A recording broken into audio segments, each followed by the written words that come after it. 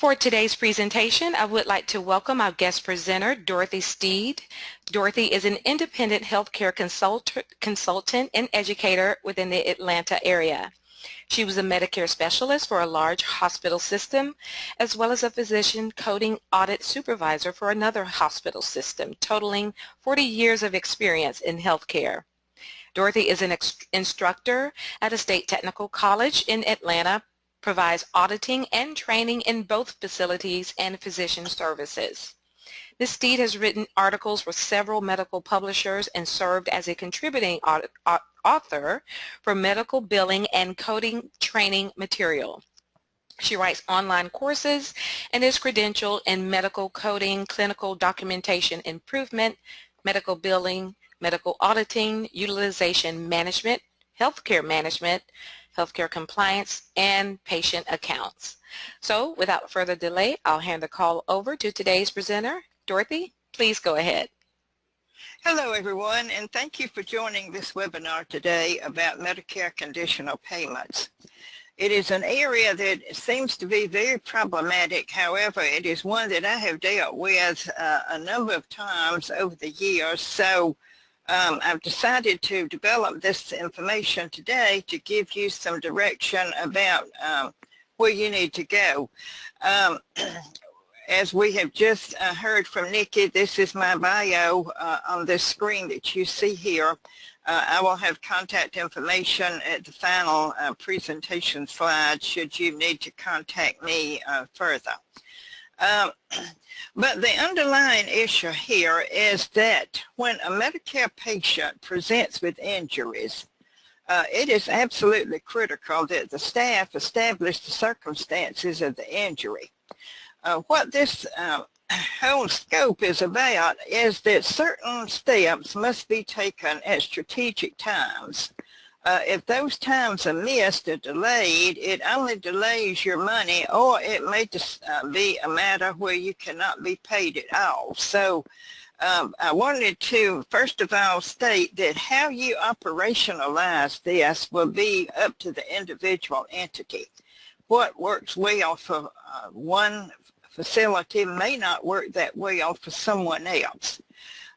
But beginning with the Medicare Secondary Questionnaire, that document is designed to capture information that one will need to be able to support a Medicare conditional payment.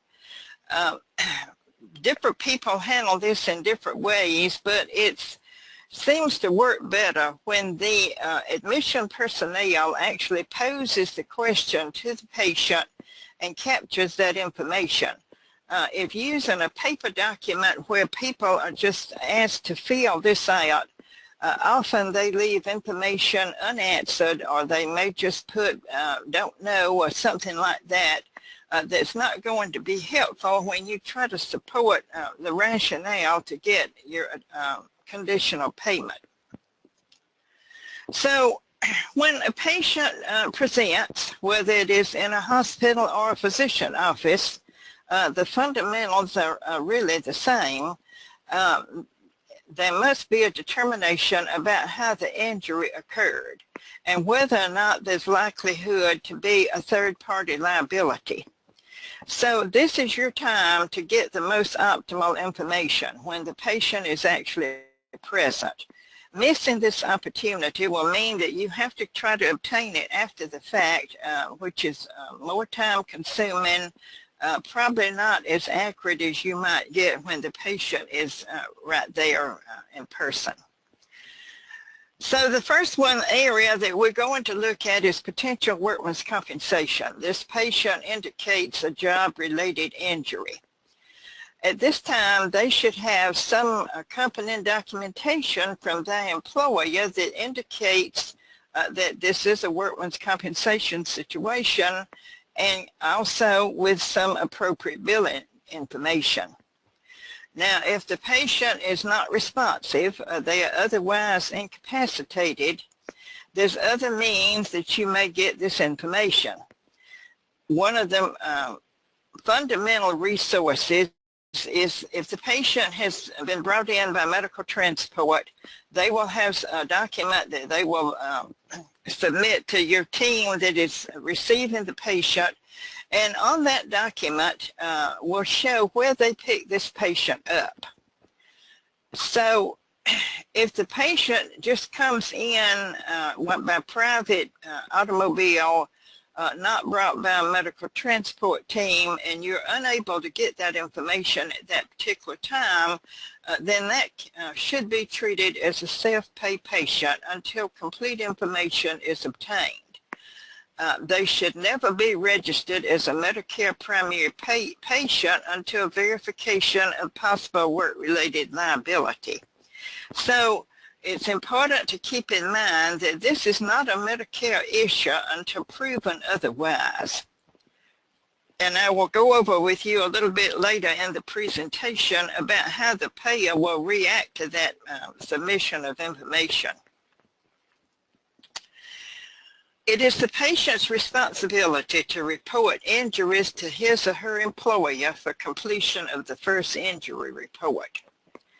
In my early days of working in this industry, I worked in emergency medicine at a very large medical center, and often you had patients that presented stating that it was a job-related injury, but they had no documentation or other information that could support that. You want to be very alert to patients that present evenings, weekends, holidays, claiming potential workman's compensation but have nothing to support that, and particularly if the injury has not immediately occurred.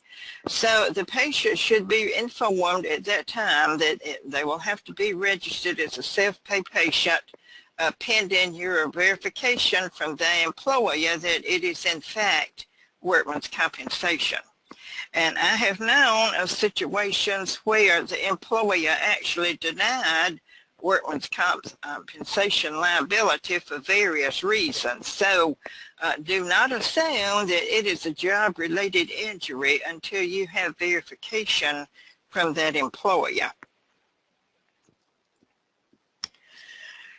Now, looking back at the medical transport option, on that trip sheet, you will find valuable information that is going to give you some direction about where you go from here. So on that sheet, it will show where the patient was picked up, at what site. If there is a reason to have law enforcement involved, which there would be in motor vehicle accidents, you need to know these items. Which law enforcement agency is investigating this event? Who dispatched that ambulance to the scene? You will need this contact information to possibly contact that agency and get information about the liable party. I worked in an area that was in a tri-state area. We were 20 miles to one state line, 15 to another. So it being a major medical center, we had transport teams coming from those adjoining states, and if the patient was critical, there would often be an escort by a law enforcement agency as they crossed the state lines transporting that patient. That law enforcement representative that provided the escort will also have information about this patient and where they brought them from. So utilize every resource that you have as you put together your agenda for requesting the Medicare conditional payment. The treating provider should clearly document in the patient's presenting problems. They will show the history and physical, and this is where you will get other valuable information that will include the context in which the injury occurred, the severity of the problems, any associated signs and symptoms, the duration of the symptoms, and any other information deemed pertinent by the treating provider. They will obtain this information not only from the medical transport team and the law enforcement representative, if that was a part of the transport, they will also gather this information as they move forward with the treatment program for this patient. So certain documentation will be required to support the services billed. If lacking in specifics, then you should consider some clinical documentation improvement education for the treating provider. It is going to be very important as you approach Medicare for conditional payment that you be able to support this information.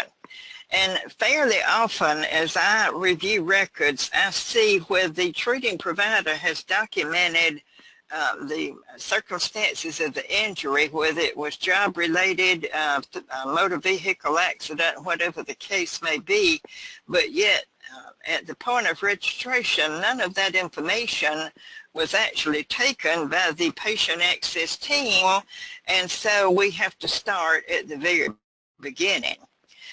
You could also have something, particularly in workman's compensation, where the patient has been exposed to some toxic substances, and that could also be deemed to be third-party liability on behalf of that that employer. Now, back to the medical transport trip sheet, you will find that this is a document that you will need to refer to fairly often as you gather your resources and data for your request for the conditional payment. When the patient is brought in, if they come in by medical transport, those attendants will advise the clinical staff about the incident. If the patient is critical, the emergency department staff has already most likely been notified in advance that the patient is being transported and how severe the patient is.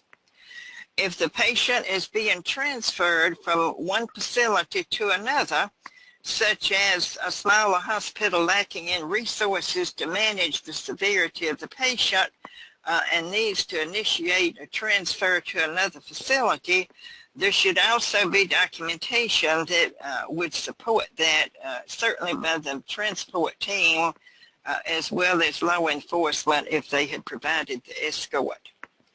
So any information that is missing, the patient access team or whoever is responsible in that particular facility will need to contact that transferring facility to obtain those necessary details. Again, in the physician's history and physical, upon the initial contact with the patient, the physician will also document some history in regards to that injury. So that would be your point of the patient coming into the emergency department. If it is deemed that the patient requires inpatient admission or admission to observation for a more extended period of time, then your admission history and physical would also be another source document by which they could obtain information to begin your process toward the conditional payment. In most cases, there would be no liability applicable if the patient was injured on their own property. That should be stated somewhere in your documentation by the treating provider, as well as medical transport if that is how the patient arrived. So if it is stated that the patient was injured on their own property, no liability would be at hand. Check that trip sheet pickup location to see if that matches with the patient's address. If it does not, then that should be questioned further. Was the patient's injury received in the context of criminal activity? If so, that should also be somewhere in your documentation in another circumstance where it's highly unlikely that any liability could be pursued.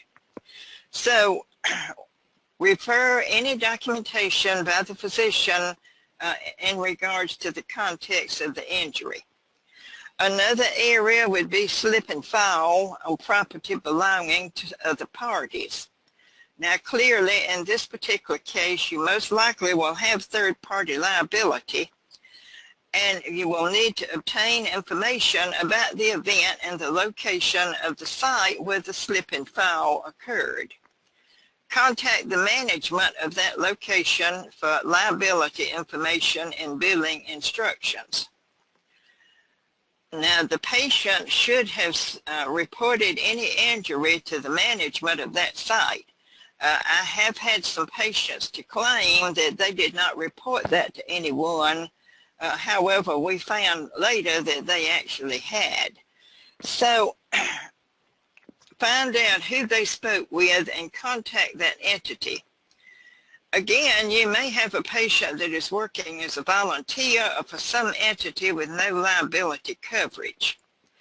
I have seen this happen with a small rurally located church where a patient was injured, but they had no liability coverage, and we had to obtain a statement from administration of that church that they had no liability coverage for that event. But at any rate, you will, in the end, you will need to show proof of this in order to support your request for the conditional payment.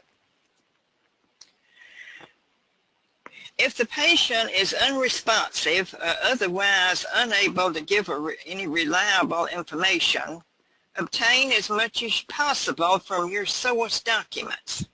You have several that you would be able to get at least some information from.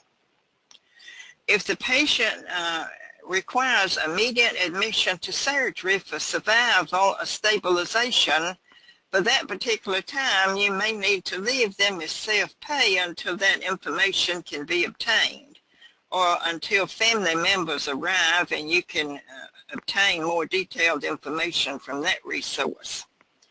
So if it is potentially third-party liability, it is incumbent upon you to advise the patient and family of the primary status requirements. Medicare is very clear about their requirements in these sorts of circumstances, and failure to abide by those is very likely to jeopardize your ability to receive any payment from that source. So advise the patient very quickly how you must progress toward supporting your information. You will encounter some patients who refuse liability information. The underlying reason is generally that they hope to receive some type of personal settlement and allow Medicare to pay this claim.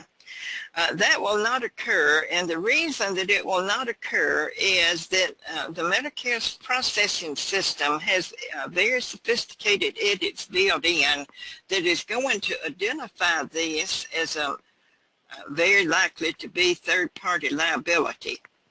The way that they're going to identify that quickly is going to be based upon the diagnosis code submitted on your claim. So the system edits are going to capture that as your claim begins to move through the processing system, and they are going to halt the processing of that claim until they are able to clarify otherwise.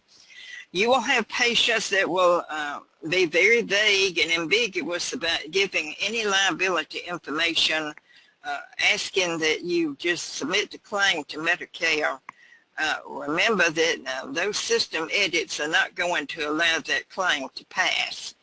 You need to stick to your initial information to the patient that it will have to be self-pay until you can get supporting information regarding that injury. So who is the auto carrier?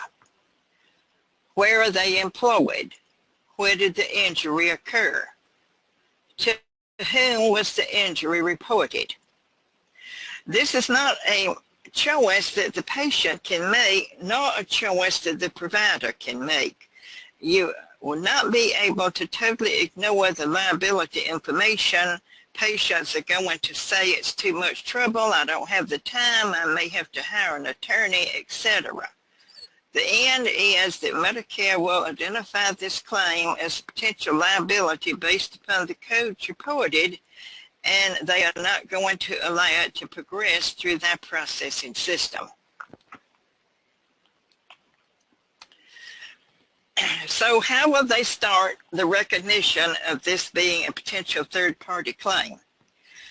Your diagnosis codes that particularly begin with S, but in some categories T, those are codes that indicate trauma. And that is going to be what is captured in the processing system edits and stop the processing of your claim as a Medicare claim. That is when you will get some type of rejection in some manner to say you need to pursue the liability. So the S codes are going to indicate trauma to one organ or one body site. The T codes will indicate some systemic problems such as exposure to toxic material. The T codes may or may not be third-party liability, but the S codes are certainly going to be captured in those system edits requiring the provider to further develop that potential liability. So looking at this, this is going to be your final checkpoint to protect your reimbursement. If the claim reaches the biller's queue with these trauma-related codes and Medicare listed as the primary payer, that claim should not be released through your processing clearinghouse. They are going to reject as soon as that system edits that the payer recognizes the S codes and potentially the T as well. But what has happened at this point, if they've reached the biller's queue with this information, the opportunities have already passed through registration, and again, there may be certain situations where they are not able to obtain it at that time of presentation, but it is also passed through whoever is doing your eligibility verification. So there's two opportunities that have already come before it getting to the biller that should have been an indication to develop the third-party liability. But certainly if the claim happens to reach the biller's queue with these trauma-related codes and showing Medicare to be the primary payer, it is going to error when it reaches the payer. If your billers are not coders, they should still be able to recognize these S codes and T codes and not release the claim until verification of facts. Doing so will be a waste of time and will jeopardize your ability to obtain payment. So at this point, we've had two previous opportunities through registration and through eligibility functions before it would ever reach the payer, so the biller. So this would be your final opportunity to clarify this information before the claim is released. The responsibility of the biller, as we've just said, does it show Medicare as being listed primary? Then look whether or not there are S or T codes, diagnosis codes on the claim. If yes, review the registration source documents for potential third-party liability information.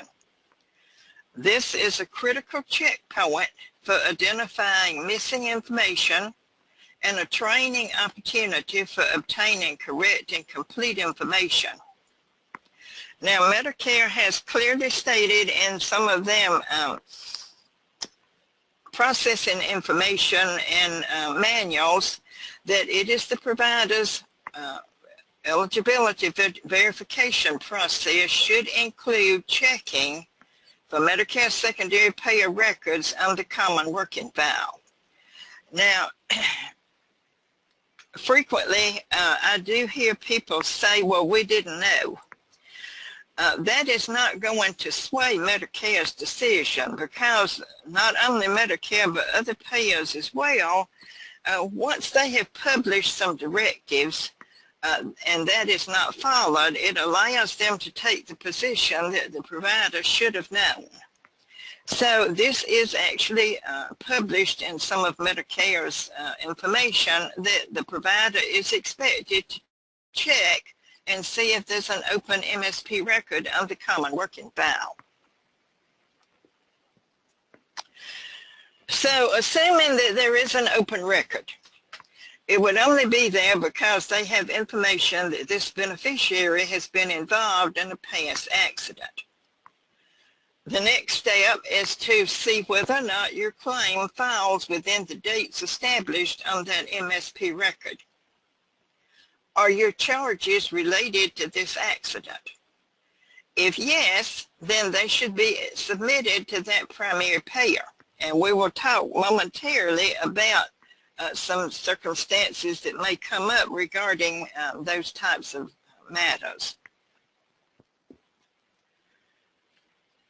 Now, this is where time will be critical, because if these steps are missed, your money will be delayed, or it may not be forthcoming at all, depending on how much time has been allowed to elapse.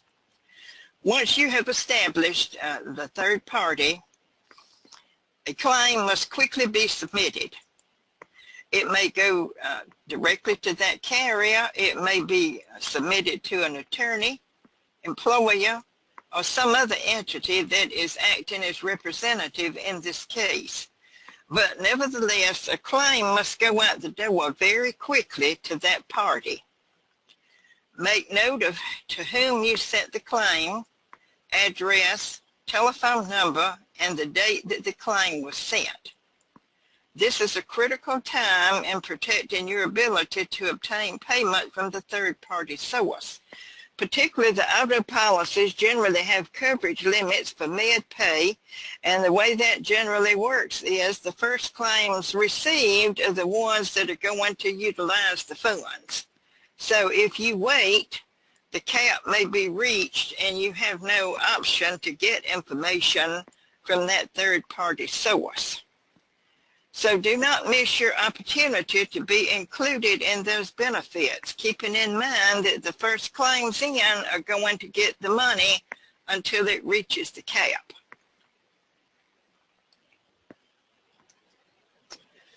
Once you have done the submission to that third-party source, then initiate your claims follow-up procedures, just as you would to any other payer.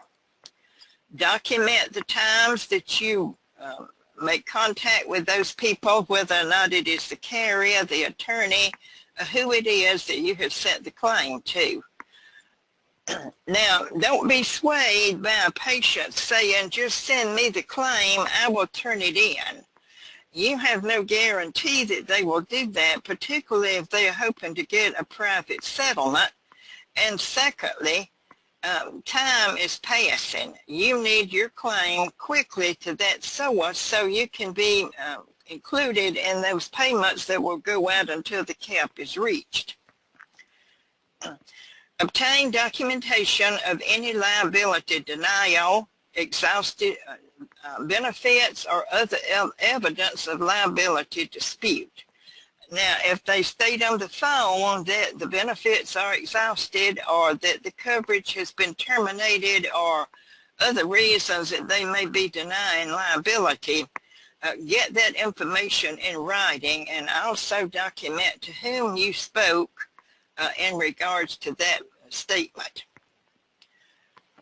Contact the attorney for information regarding a potential settlement. How is this progressing? Document your date of contact, including the details of the discussion. You will need all of this information to support your claim for a conditional payment. Any information that is missing that is critical to Medicare making that determination is going to jeopardize your ability to get any money from that source. Remember that we're still in the mode that it is not a Medicare issue until proven otherwise. So you will need some type of evidence if you're getting statements from that third party to say that liability is not going to be forthcoming.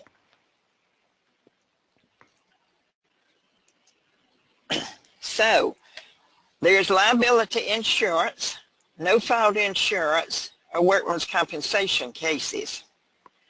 These are Medicare's guidelines about how the provider is to go forward in these circumstances, and remember that time is crucial to get your, hopefully, money on this claim.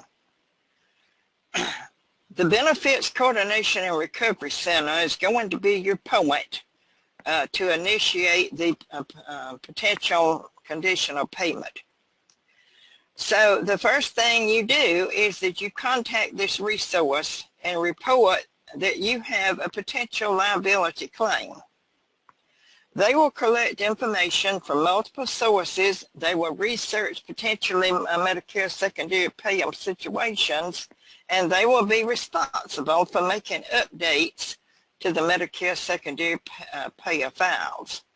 So always contact this entity whenever you have a potential liability, no fault, or workman's compensation claim.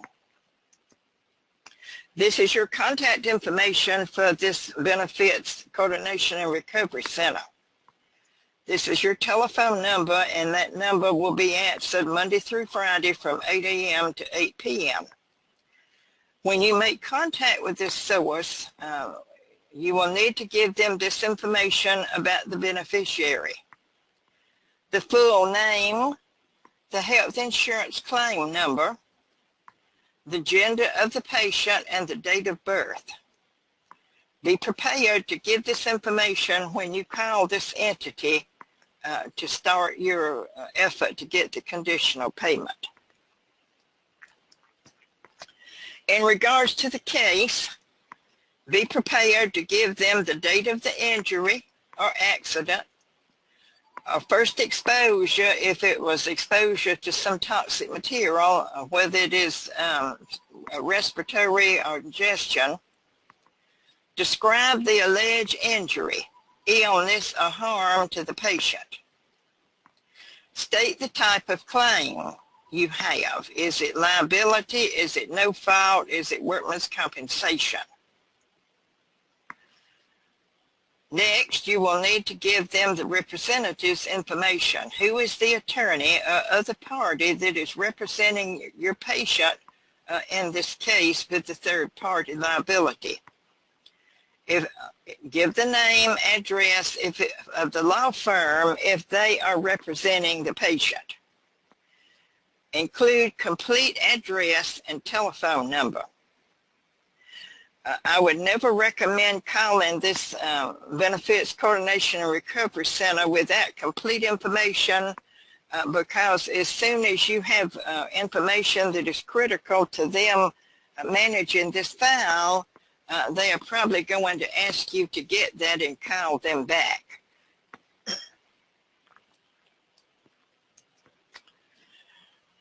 So, Medicare has published this information that no conditional payments will be made unless the Medicare secondary payer record is on the common working file. So do not delay reporting your information to this source. Until it is actually in their system, you have no chance to get a Medicare conditional payment. They may be conditional payments made under certain circumstances subject to the Medicare payment rules. Conditional payments are made subject to repayment when primary plan makes the payment. Now, what is meant by this is that often these third-party matters, particularly if it's involving a motor vehicle accident, will wind up in litigation. There will be a very lengthy period of time that will pass before the case is settled, possibly even into several years.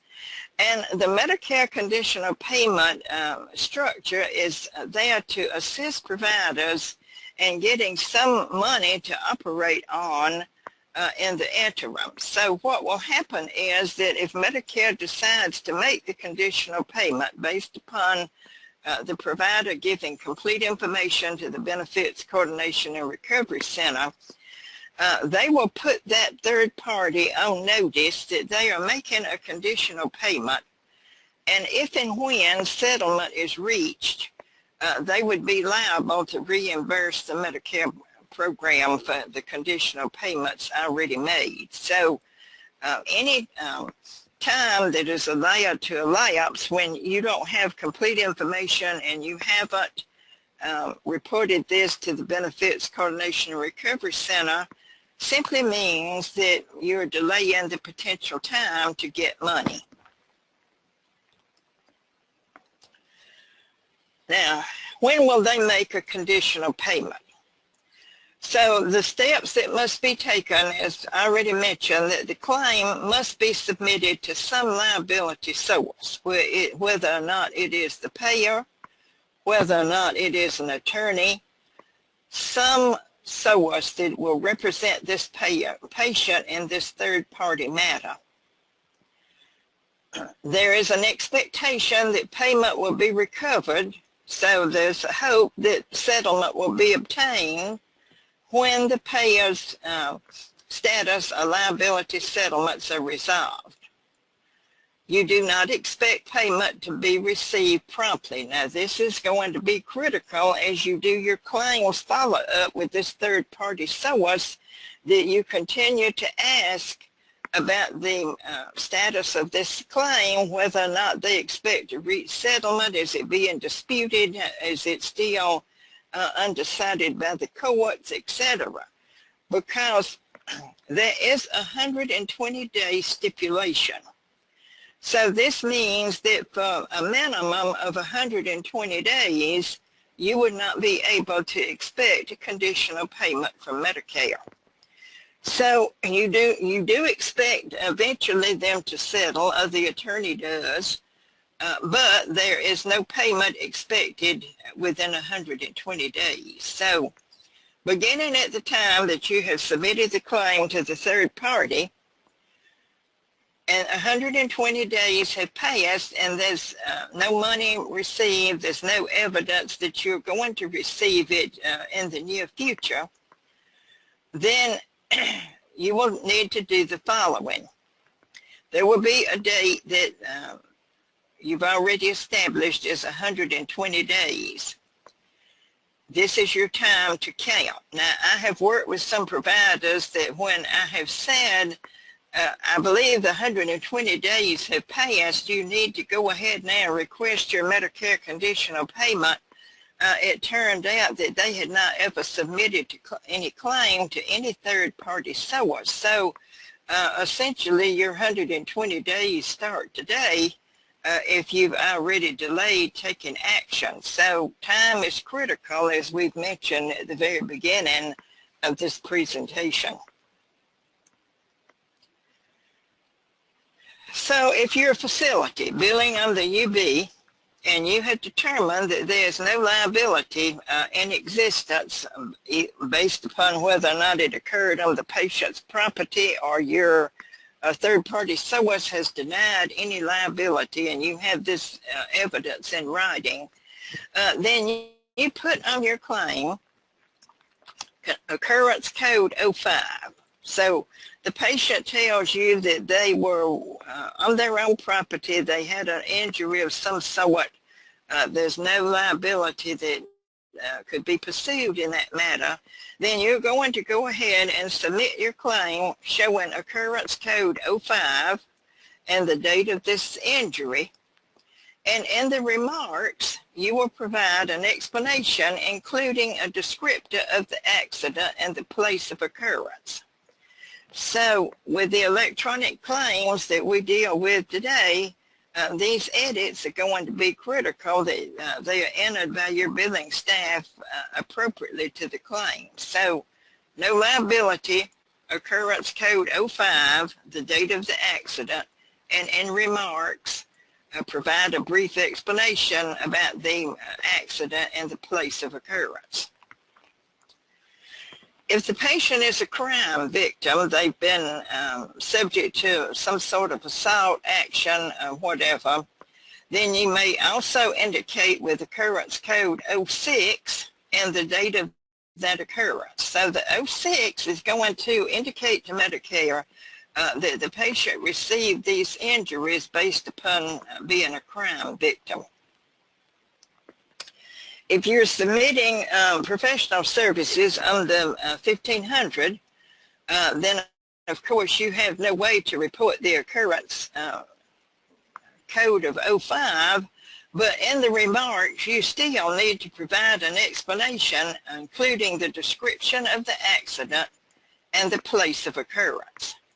Now, collect this documentation and be prepared to provide that if requested. You do not need to send it initially, but be prepared to show that if requested. Your Benefits Coordination and Recovery Center may very well ask you to support that, particularly if the patient has indicated some conflicting information.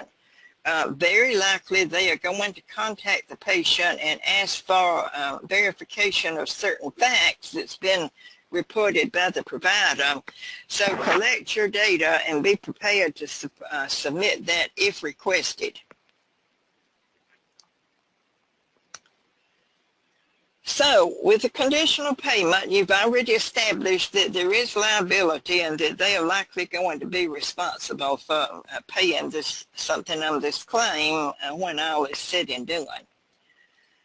You do not expect that, though, to occur within 120 days, and this is going to be supported by documentation from the attorney handling the case or directly from the liability payer, generally because it is in litigation status. So now 120 days have passed from the time that claim was submitted to the liability source. If you're billing on the UB, do not report value code 44 if no money has been received. The way you're going to show it on the claim is that you list your liability payer as primary, so that is your insurer A, and show Medicare as secondary as insurer B. So the payer, liability payer that you know it to be, or the attorney, if you don't have that information, is going to be listed as primary. Medicare is secondary. Do not remove that liability information from the claim just because you haven't received any money. And do not show value code 44 if no money has been received. Now, further facility claim edits. On the liability claim, you're going to show value code 47 if it is a liability claim. Show 0 payment and report occurrence code 24. This will be the date the insurance denied or the last date that you made contact with that payer. What you do not want to happen is to show some contact date weeks ago and now all of a sudden you are expecting Medicare to make a conditional payment. They will be looking at this effort that you've made to gather information from that third-party source. If your claim is a workman's compensation claim, then you're going to show value code 15, indicate 0 payment, and again report occurrence code 24 with the applicable dates, whether or not it's denial from the liability source or whether or not it is the date that you last made contact with them. If it is a no-fault claim, then you will report value code 14, 0 payment, occurrence code 01, showing the date of the motor vehicle accident. And if it is a no-fault situation, show occurrence code 02 instead of 01 with the date of the occurrence.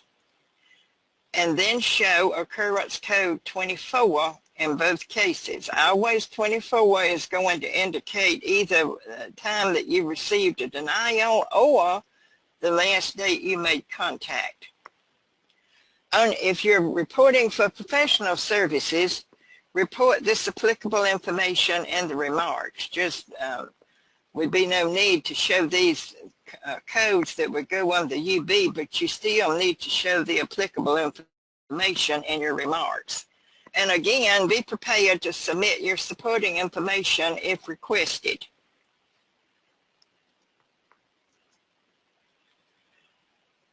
If your third-party insurer denies payment due to benefits exhausted, that is what you get from them, that no payment will be forthcoming because benefits are exhausted. Now, this is where there was benefits, but you didn't get your claim in soon enough before the cap was reached. And remember that there most likely going to be multiple entities submitting claims on these patients.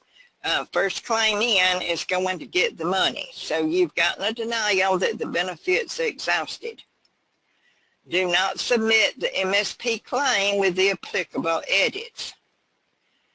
Look on your common working file and see whether or not that MSP record that is applicable to your event shows a termination date. If it does not, the Medicare MSP has not closed that file, then you must contact the Benefits Coordination Recovery Center to have that record updated. Watch for them to put the close date out there. Do not attempt to submit your claim to Medicare Primary until after that record has been updated. Your claim will not pass the processing edits until that file has been updated. Now, if your liability insurer denies the claim due to coverage termination,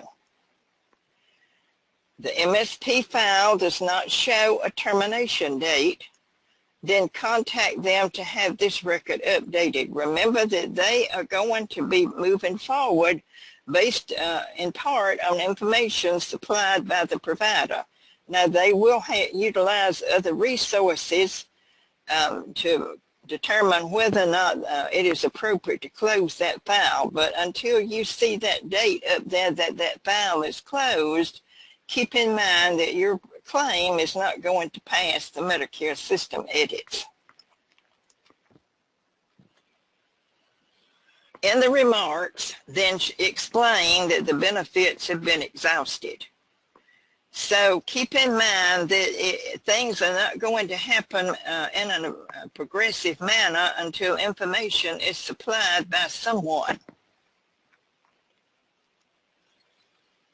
Now, if Medicare does make a conditional payment where there is existing liability, but the settlement is delayed, then they will notify that source that they are making the conditional payment and that recovery to pay back the Medicare program is expected upon settlement of the case. Remember that that settlement may include some monies that have been designated for expected future expenses known as set-asides. Frequently, this is going to involve therapy and other extended resources to improve the patient's condition. And when that is expected, very often there will be a set-aside included in that settlement that will let the patient receive these services still under that same claim. But Medicare will review for that as they are making the decision whether or not to release a conditional payment. So just to recap, remember that it is important to establish some protocols when treating these Medicare beneficiaries in potential liability circumstance. Today, even when I am doing contract work or consulting work with providers, I frequently see where a patient has been treated for an injury. It may even say that they were involved in a motor vehicle accident, but yet there's no information anywhere obtained by patient access in regards to that. They simply have Medicare on there as your primary payer, and I know immediately that this claim is not going to pass those system edits. that means that they will get a rejection, and they must go back then and clarify this information, and they will move out considerably beyond the 120 days from the date that they should have received that information and move forward. So it is the provider's responsibility to obtain information. Now, if you have a patient that is very resistant to giving you information, it's clear that they are hoping to obtain a settlement. They don't want you to know details about that liability, then by all means, when you contact your Benefits Coordination Recovery Center, report that information. I have done so multiple times where it's clear that the patient is not going to be cooperative, and as I gave information regarding our encounter with the patient, I also had them make note of that we have made attempts to get this information, and the patient has been very resistant to doing so. They can may as well make contact with the patient, and remember that they can certainly tell these patients that your failure to cooperate may affect your ability to get this claim paid. So timely follow-up.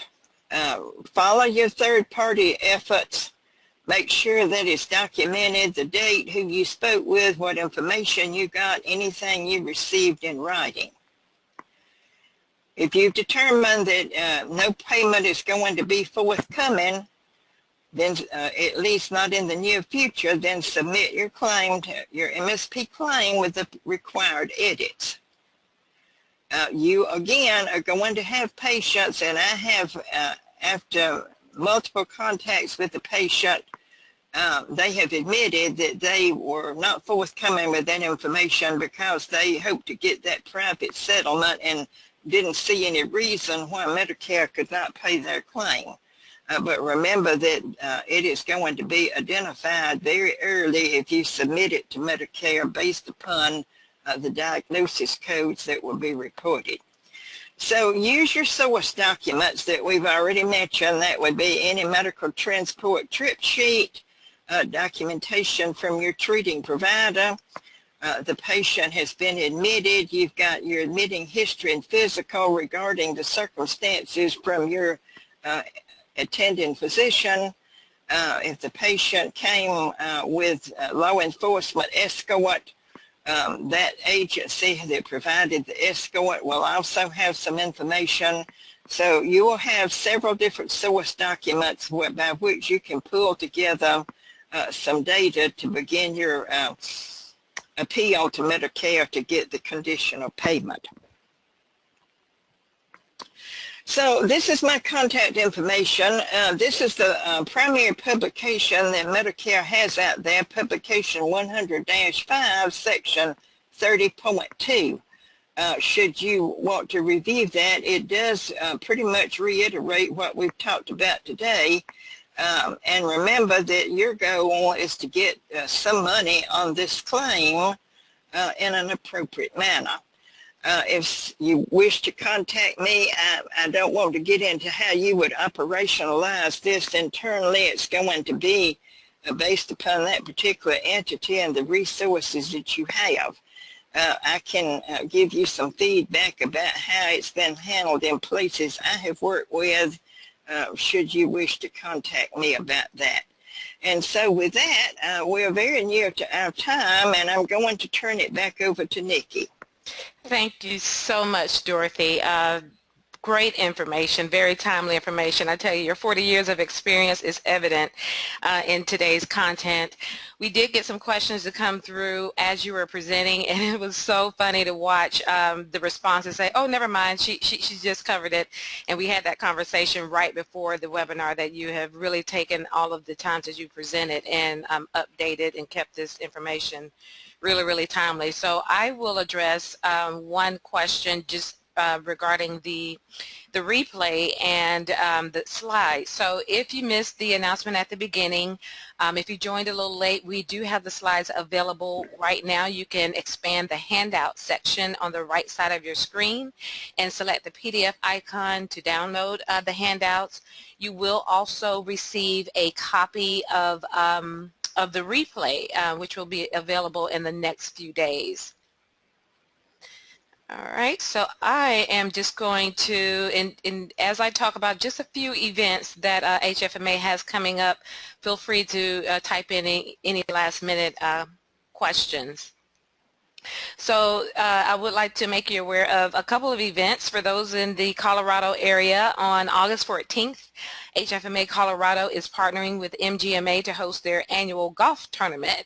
This is a full day of networking and dinner, prizes, and as I understand, there are a few sponsorship opportunities available.